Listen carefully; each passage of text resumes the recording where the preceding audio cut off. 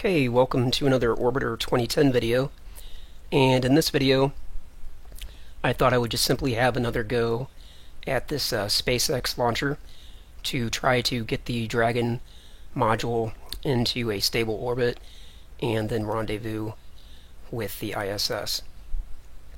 I've done it once before, a couple times actually, so I'm not completely sure what the problem was on the last video where it said I ran out of energy. I guess that means the battery in the Dragon capsule went dead. I haven't seen that before, so I'm really not sure what happened. At any rate, let's get going here. So the first thing I'm going to do is press G to remove the service tower. And again, I'm not going to use the autopilot. I'm going to do all this manually. So here goes the service tower. And then we'll press F1 to get inside the launcher here, and we press Alt-H a couple times, get a better contrast on that color. So I'm going to bring an external MFD up and get it put down here in a good position. I like to be able to see the speed indicator as I'm taking my ride to orbit, because I do use that to let me know roughly how close I am to orbital velocity. So bring up a line plane, target the ISS, and I know this scenario is set where the ISS is obviously in a good position, so don't want to wait around too long here. We need to get going. Just double check some stuff here. Okay, looks like everything's set how I want, so we're just going to go. Once I clear the tower here, I like to use 4 and 6 to roll the vessel so that it's facing this direction. Kind of overshot there a little bit. Back it up. Once I have that, then I use 1 and 3. In this case, it'll be 3, so I can yaw the vessel to the heading I want, and of course that's impacting my roll, so I'm having to adjust the roll at the same time. Get the roll set how I want. Now it's set, so use the yaw again to get to about 44 degrees. About right there is good. Now what I want to do is press a little bit of 8 to begin pitching over.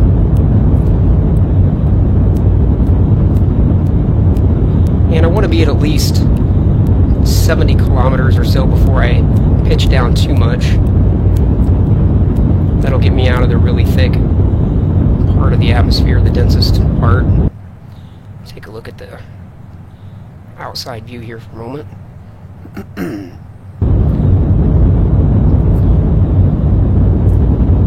Start pitching down a little bit more. I'm used to pressing 2 to pitch down when I'm doing this type of flight, because the space shuttle you launch inverted, so I'm always pitching down the other way. Coming up on about 60 kilometers, so I'm going to pitch down some more.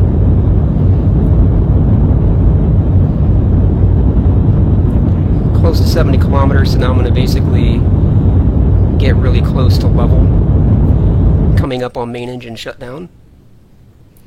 That'll be the end of the first stage and separation of the first stage. So we'll see that happen here in just a moment.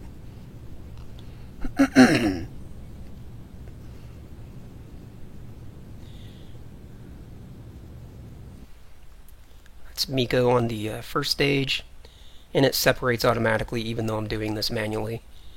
That part's all automated. Once this drifts away a little bit, I'll engage the second stage. I don't want to start it too soon, because you could always catch the first stage in the tail blast on the second stage. That should be enough. So apply a little bit of main engine on the second stage and go back to full throttle. And now we'll pitch way down.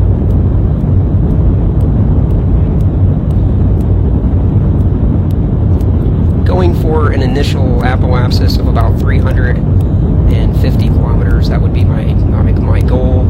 That's what I want to get to. I'm going to start watching the aligned plane quite closely now. Need to yaw a little bit to the left to bring the aligned plane, or rather to bring the relative inclination down some more.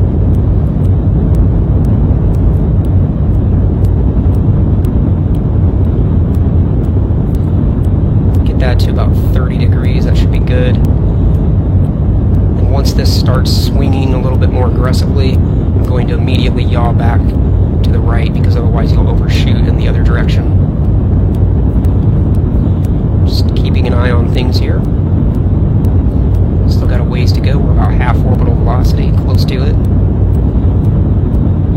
Getting pretty close to the time to yaw back to the right.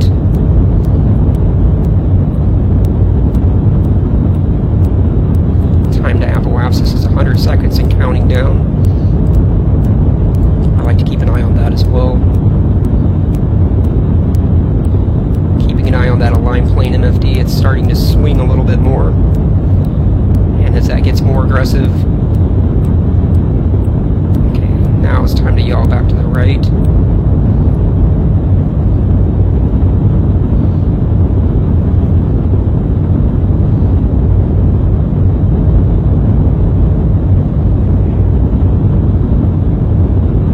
Looks like about 0.13 or thereabout is as low as that's going to get. So now we'll just try to keep that relative inclination, or rather the rate, at 0.00 for the rest of the ride.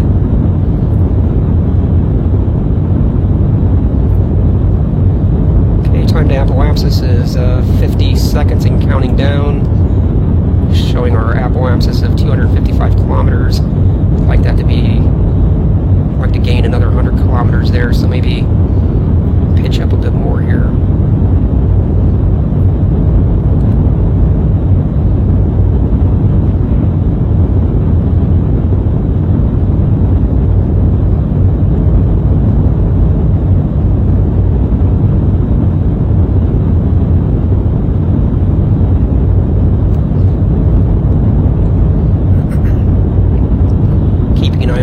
It's holding at 0.00, so I'm happy with that. Watching the apoapsis. It's climbing still. Got a ways to go.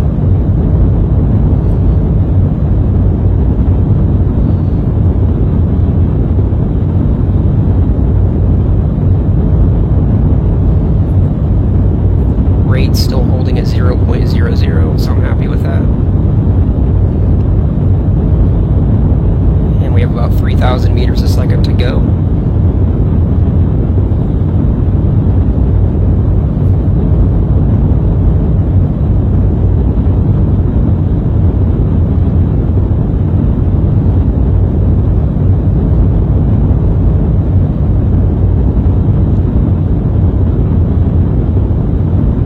Just yawing just a little bit to the left there to get that rate back to 0.00. I noticed it was going positive 0.00 there for a moment.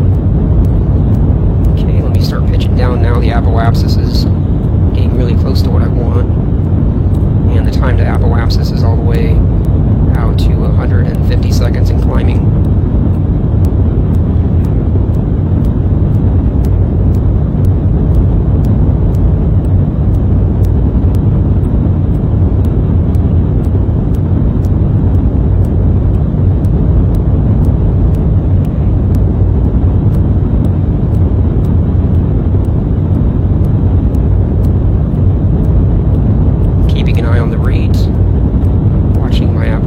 Watching my time to apoapsis.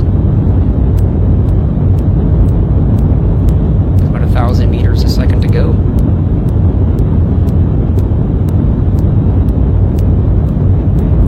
Okay, go ahead and pitch down a little bit more.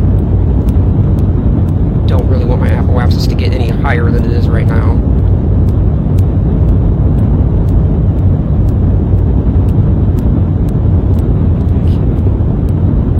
At orbital velocity. So now I'm just going to watch the PEA. We're going to have to go with that because the apoapsis is getting up there. Okay, that's not too bad. It could have been a little better, but it's okay. So let's see what we have going on now. Time to the descending node is not for 1,300 seconds, so we've got quite a bit of time until we'll do our plane alignment. We've got the apoapsis coming up in a little over 560 seconds, so that's when we'll do the orbit circularization. And since I've got quite a bit of circularization left to do, I'm going to go ahead and take the second stage with me, because I've still got some propellant left. Actually, I'm debating if I want to do that or not. If I take the second stage with me, it'll make the circularization a bit easier because has a lot more thrust. At any rate, let's go to Orbit HUD, and let's go to the blue color there. Go to the prograde position.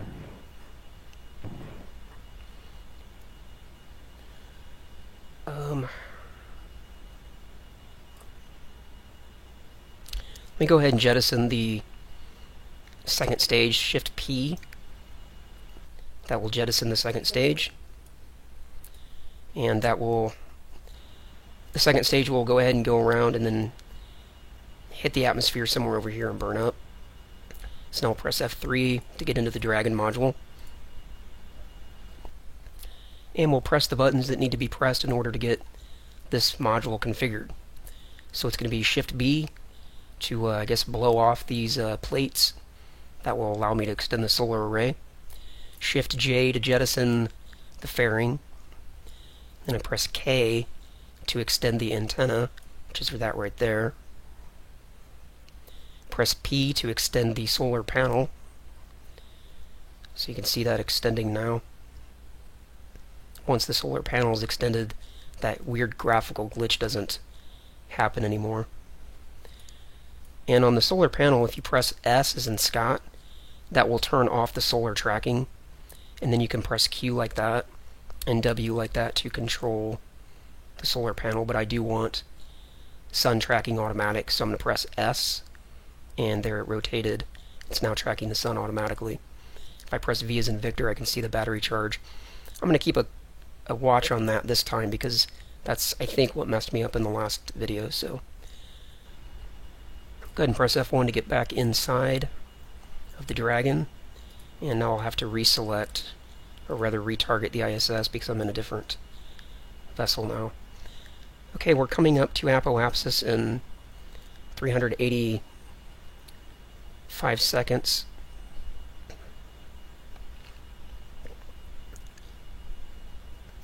Now the engine in the Dragon is very weak, so I need to start this burn pretty early. I think last time I waited till I was at like 180 seconds, and that definitely wasn't enough. So we'll just start it now.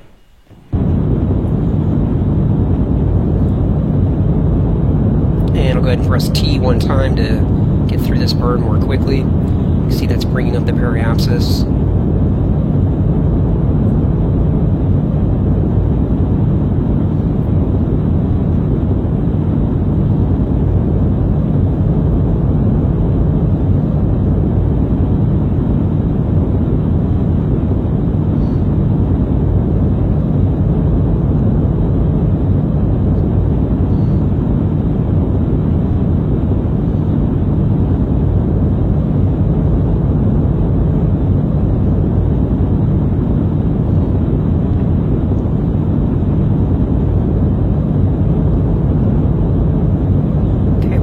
Apoapsis and crossing over.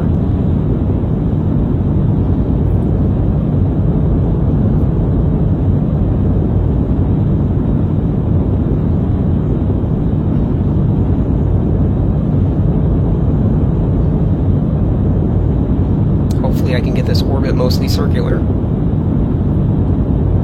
Apoapsis is already starting to climb, that's a bit of a bummer.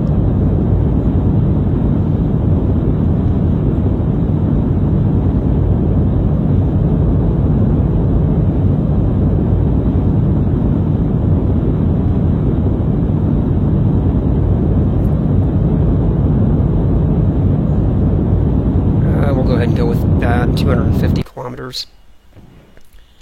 because we are coming up to the descending node here shortly. So I need to rotate the vessel to the orbit normal position.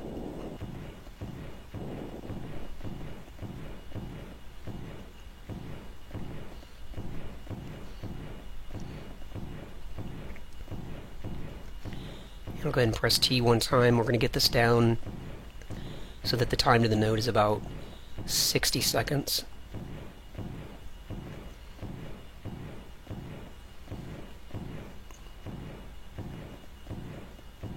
Pop right there, and we should be burning any moment now. Burning to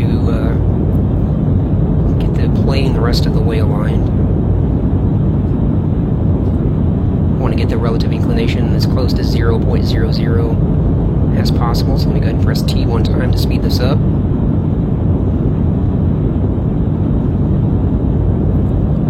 Three, two, one, back to real time. Now I'm watching the thrust. 5, 4, that's this number here, 3, 2, 1. Okay. Switch over to translation, maybe do a little bit of a control burst, and there we have it.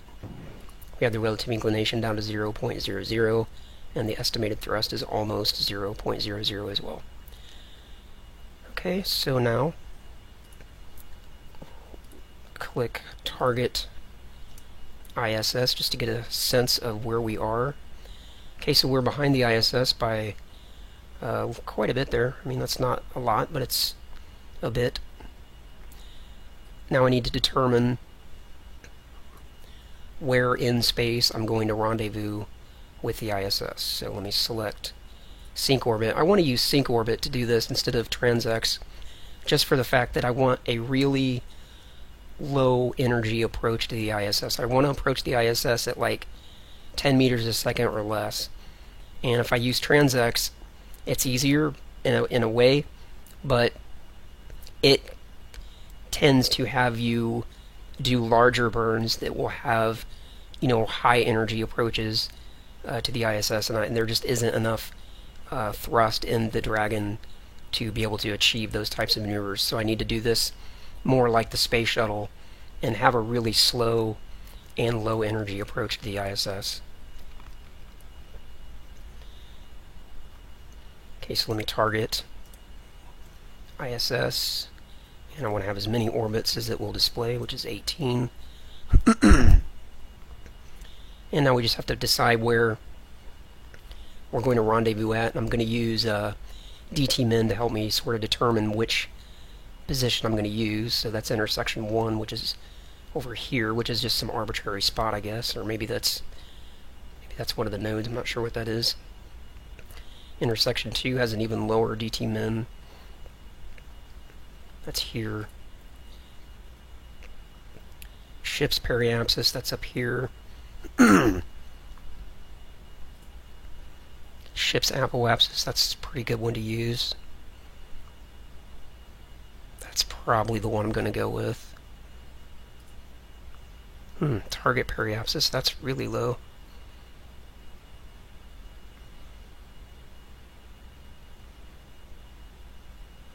That might be even better, because at any rate it'll be one of these that's on the lower side. Let's go ahead and go with target periapsis. So basically this is going to be the position that I'm going to choose to rendezvous with the ISS. That's coming up here in 420 seconds. And that's going to be an altitude of 355. So I need my altitude to be 355 at this position here. So in order to do that, I need to raise, possibly raise. I have to find out what my altitude is at that point. Okay,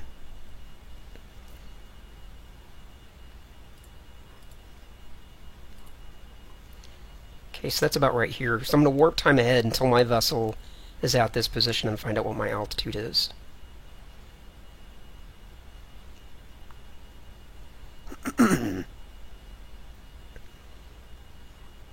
Okay.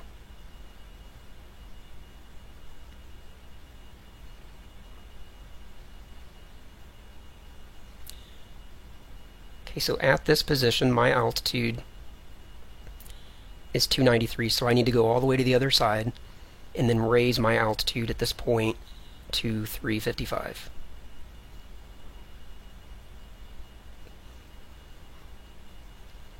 Okay, so let me go ahead and do that now.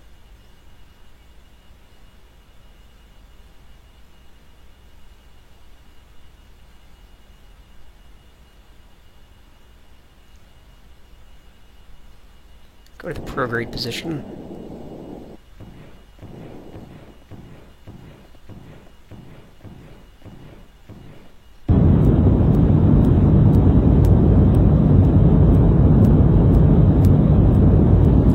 And the only way I'm going to really be able to keep track of what my altitude is at this point is just to watch this green line, and when it starts to overlap,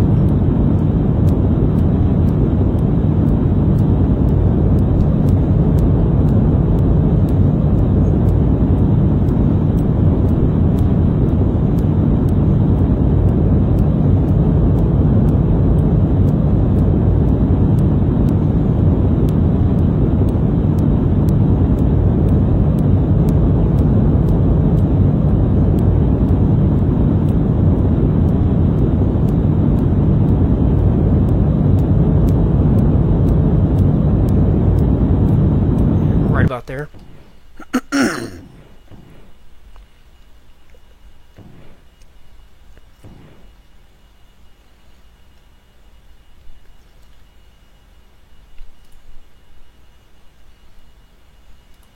Okay, turn off the prograde autopilot, and now we'll go around to that position.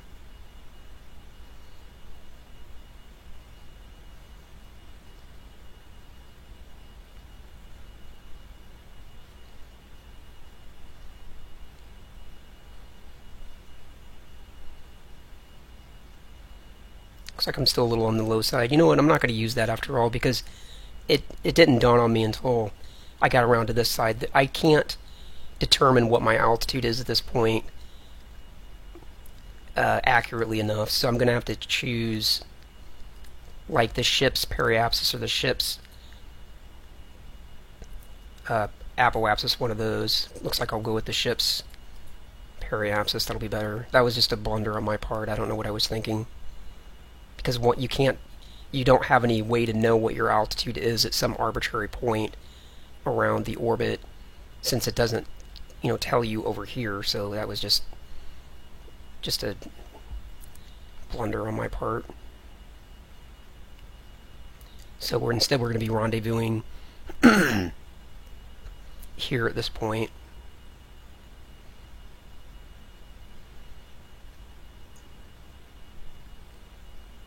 So we'll get to know here what the altitude of the ISS is, and it is 358. So now I need to go around to my apoapsis and raise my periapsis to 358.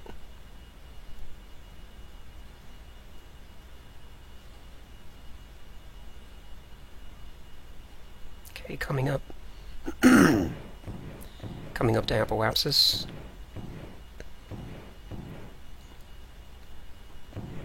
And we'll go with about 65 seconds.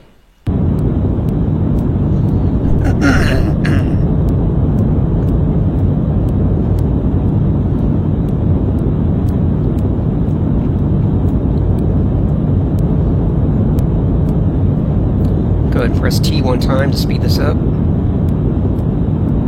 we're raising the PEA all the way to 358.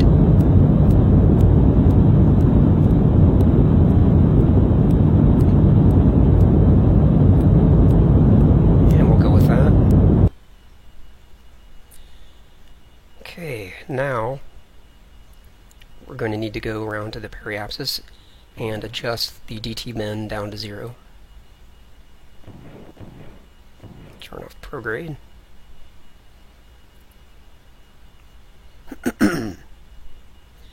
Coming up to periapsis here shortly. So let me get the autopilot locked on. Now what I'm going to do is just do a test burn here before I get to this point, to see if the DT min goes down when I'm in the prograde position or if I need to be in the retrograde position.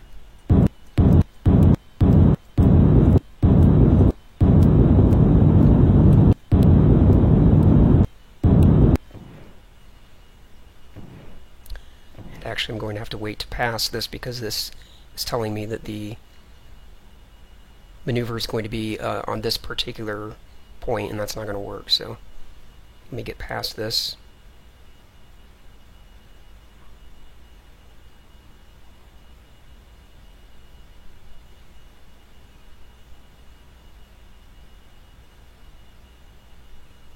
Okay.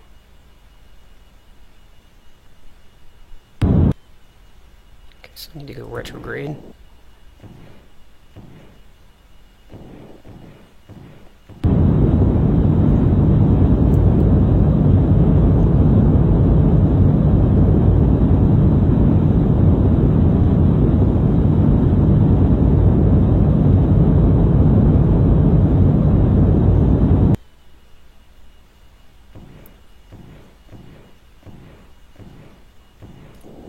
Overshot that a bit.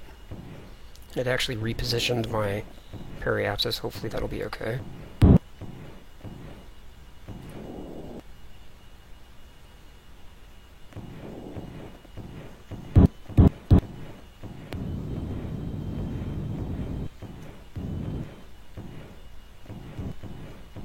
Rotation.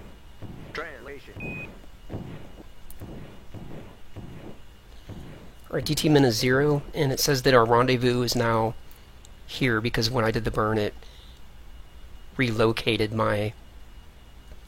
the actual position of my periapsis, so now I need to double check what my altitude is at this point. I think it'll be fine because I can see here that my periapsis and apoapsis are really close to the actual periapsis and apoapsis of the ISS. I'm sure it'll be fine. So now I just have to go around for 10 orbits to actually rendezvous with the ISS. So let me go ahead and do that now, but let me also check at that point here. Okay, the altitude of the ISS at that point is 356, and when I'm at that point, my altitude's 354. It's really close. That's 2 kilometers. That is definitely doable. So we'll go ahead and warp time ahead now until this point is all the way up here, the yellow one, and it looks like I'll have to make some adjustments to the DT-min.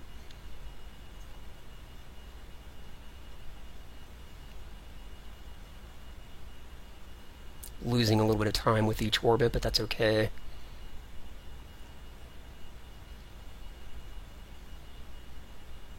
Go ahead and do an adjustment on this next orbit. So here at my apoapsis, go prograde, and with just a little bit of translation, should be good right there. Translation. Get DT-min back down to 0. Okay. Now we'll go ahead and go around a few more orbits.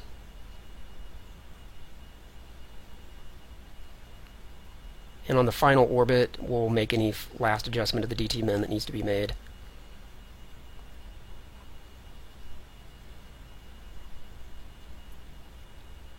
Okay, this orbit. Right about coming up to apoapsis. There we are. Back to prograde.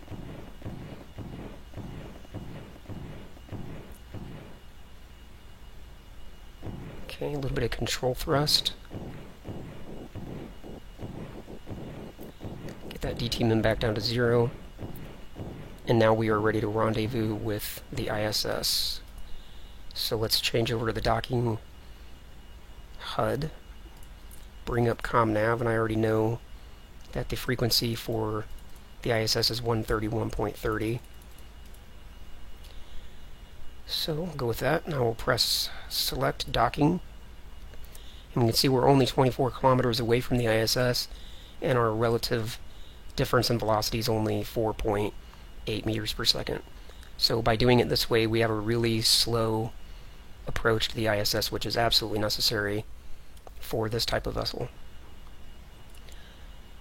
Alright, go ahead and warp time ahead now. Just kind of don't really need to watch sync orbit anymore. Just keep an eye on the distance here. 10 meters a second. Now we're starting to slow down. 9, 8. We get in pretty close. And I could actually see the ISS over there already. Rotation. You can see it there in front of us. Getting closer because this is such a low speed approach. We want to get in quite close before we do any sort of deceleration.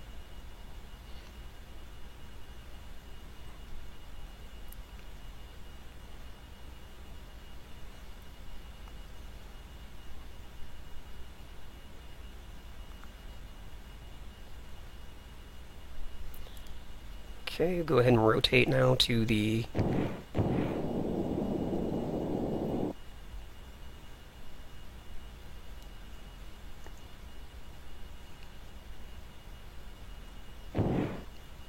that bullseye looking thing.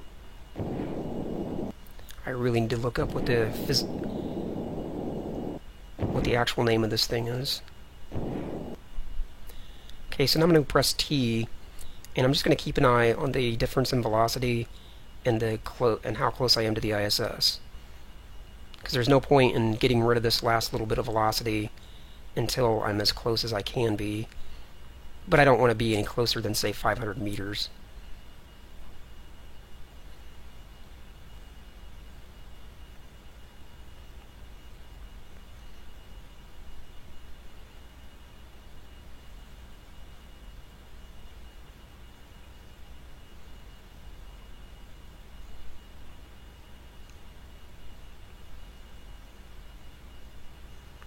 Distance is 900 meters,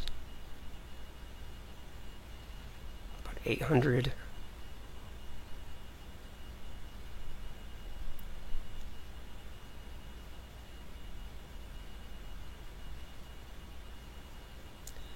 We're going to go with that. So I'm going to rotate to this position. Use a little bit of engine thrust to eliminate that difference in velocity.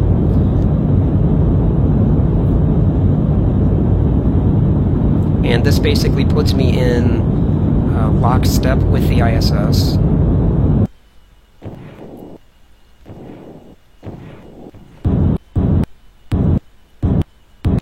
Translation.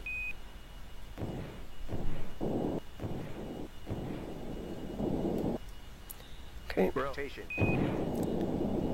Now our relative difference in velocity is 0. So I am not getting closer to the ISS, farther away. I'm not getting, drifting above it, below it, or anything like that. I'm just right there holding position with it.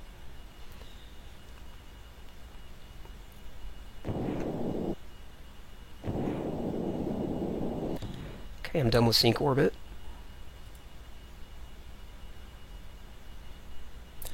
And I forgot about my webcam being on this other MFD, so you weren't actually able to see the dock app. I apologize for that, or the dock MFD.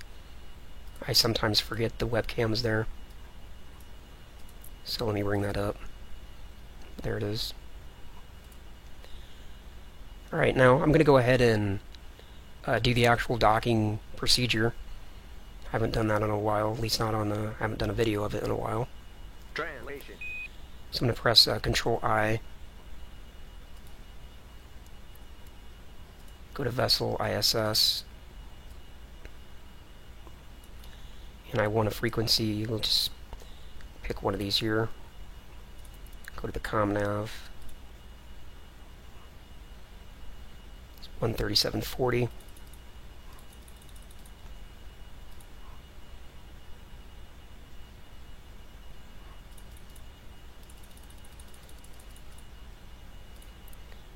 Okay. And I'll press HUD. Actually, gotta go Nav, then HUD.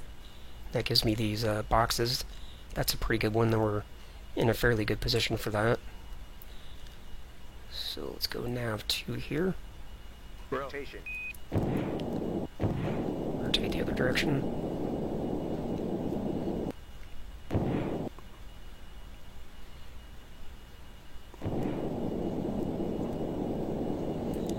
So now I want to get inside that docking corridor. Translation. Just using a little bit of main engine to get my vessel moving again.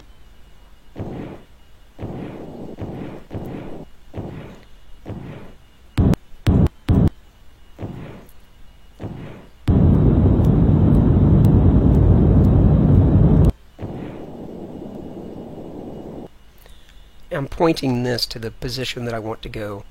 So if that was pointed, let's say down here, then that means my vessel's going to move to this position. That's a little bit too close to the docking collar for my liking, so I'm going to go here.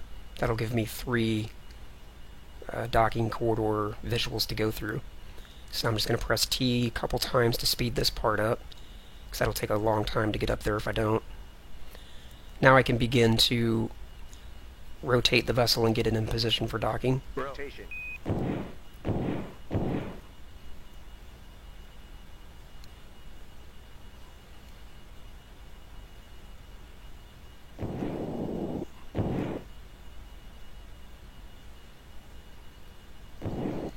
Getting this X centered.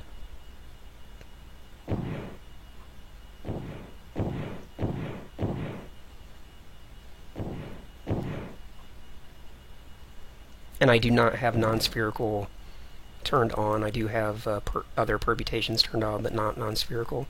So I think it makes this part a little bit easier. Translation.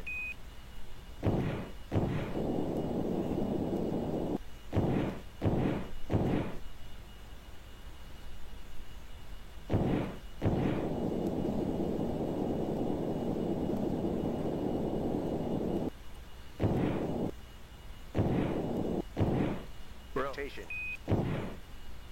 Now it's just a matter of getting everything lined up and keeping it lined up.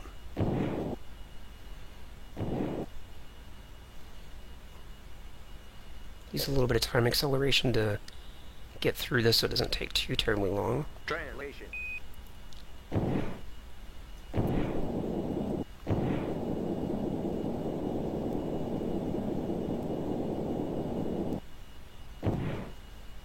Rotation.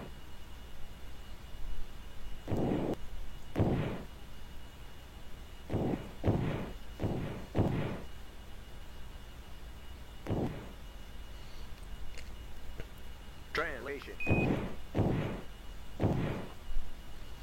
Speed up a little bit.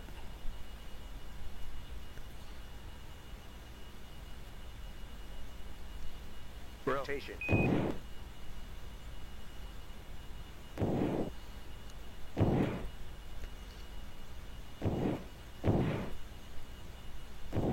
Translation.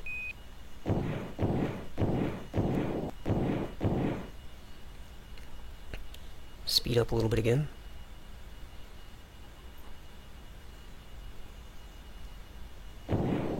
Slow down the vessel a little bit. Getting in here about 15 meters. Rotation.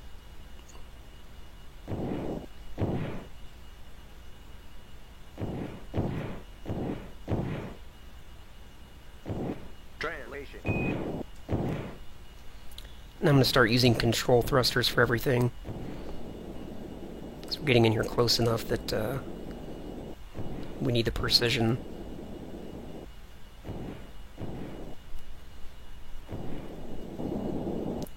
Slow things down a little bit more. Rotation. Get rotated.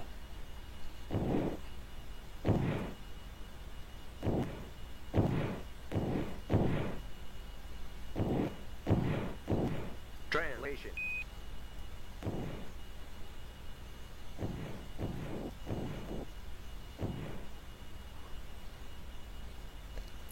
About 6 meters.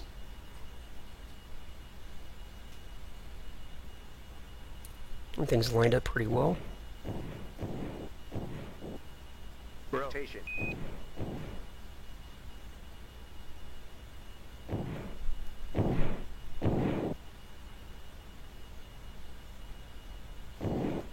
Translation.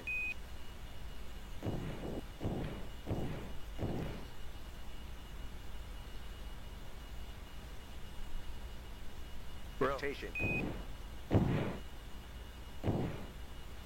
Rotation. 3 meters. Let me take a look at the external view here for a moment.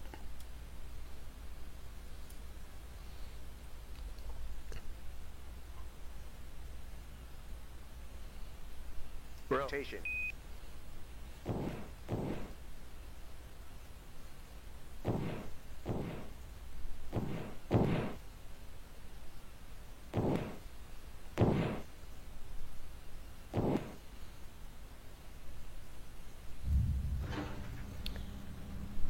And there we are. And we have capture, and we'll let you know what the boating lights do. They're still unsteady. Roger.